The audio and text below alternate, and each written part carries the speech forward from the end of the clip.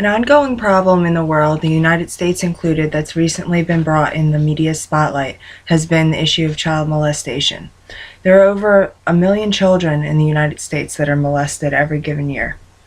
The Justice Department claims that there's approximately 4 million pedophiles that are in the United States alone, although it's difficult to get an accurate reading on that because there's so many cases that go, without going to the police, or they don't get brought to light. So in return, these people end up going unconvicted.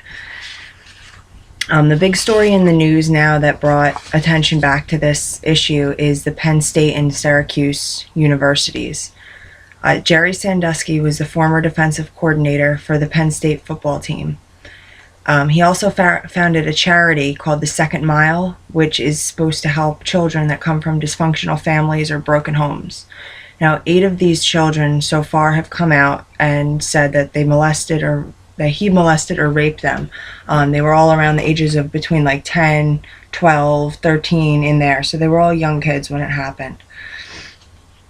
Last month, Jerry Sandusky was charged with 7 counts of involuntary deviant sexual intercourse, 8 counts of corrupting minors, 8 counts of endangering the welfare of children, and 7 counts of indecent assault.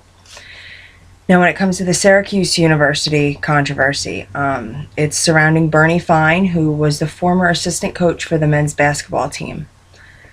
Brought up on the same kind of charges. Bobby Davis, age 39, told ESPN that he was molested by Fine hundreds of times over the last 16 years. His stepbrother, Michael Lang, age 45, and Zachary Tomaselli, age 23, also recalled similar stories about Bernie Fine. Although police told Davis that they couldn't pursue his case because the statute of limitations already expired. Now, in most cases, victims can have their abuser prosecuted up to 10 years after they've already turned 18.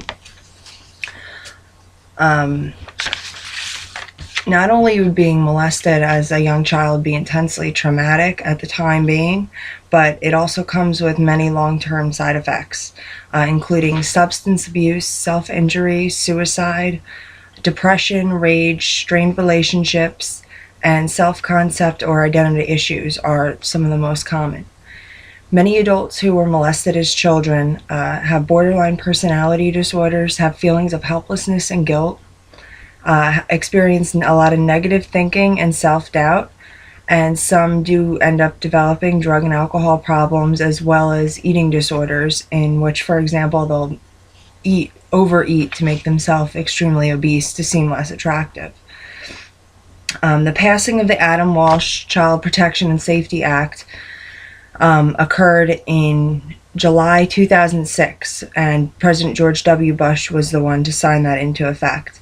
With this act, more can be done in regards to this problem in society. It's also known as the Sex Offender Registration and Notification Act, and it organizes sex offenders into 3 different tiers.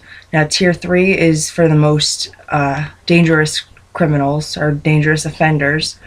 They have to be registered for the rest of their lives, and the other condition that they have to meet is that they have to update the registration every 3 months in terms of their location. Tier 2 offenders have to update their location every 6 months, and they only have to be registered for 25 years.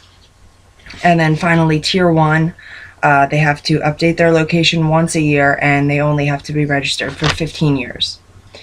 It also makes it a felony under this act to fail to register under the National Sex Offender Registration, which is on the internet.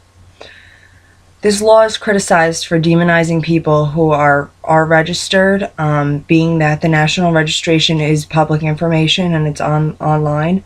Anyone can find out who is a sex offender. And I guess people who are opposing this segment of the act probably feel that it makes it harder on the people that are registered to find jobs and work and function in society. But really, if somebody's going to molest children for years of their lives, and I'm raising my kid down the street, I think I have a right to know that there's a sex offender living down the road. So I think it's a good thing. Not only is it a new problem in this day and age, it's an ongoing thing, and I think the media brings it up every few years. For example, the controversy surrounding the Catholic Church a few years back. Between the years 1992 and 2003, 51 priests in Austria were convicted on child molestation. Same exact thing between 1995 and 2002 in the Roman Catholic community over in England. 21 priests were convicted. Not to mention the outbreak across America of people coming forth saying that priests molested them as children. And honestly, I think the scariest thing about this is that statistically speaking, children usually know and trust the person that's abusing them. So as a parent, like, you can't trust anybody in this day and age.